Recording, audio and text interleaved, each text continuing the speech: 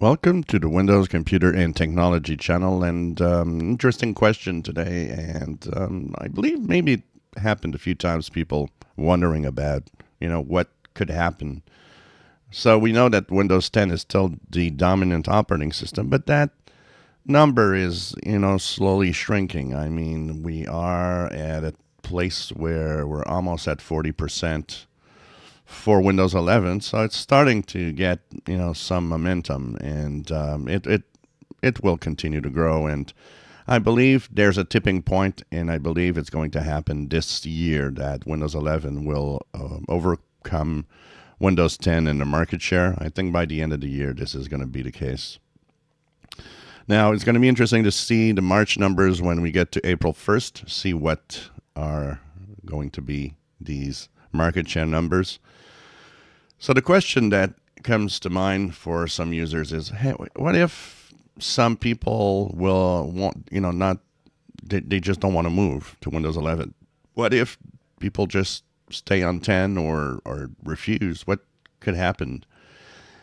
There's a way for all of this that will eventually be moving on. People will move on. And one of them is, of course, Microsoft constantly bombarding Windows 10 users with, we're getting at end of support, that, in October, all of this is going to be ending free updates and so on and so on. And the not clear and not really saying that there's a paid option to get 1 year extended updates for Windows by Microsoft for the security updates is going to push people more and more into Windows 11.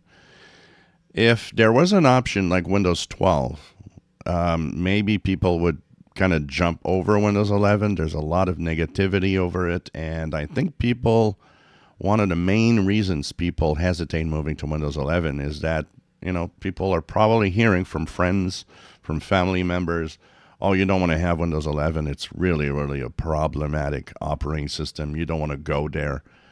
That is part of the reason maybe the slow, market share climb. Of course, we can't deny that a big chunk of the reason Windows 11 is at its point it is now 3 years, more than 3 years after release, is the minimum requirements that prevent a lot of computers from moving ahead.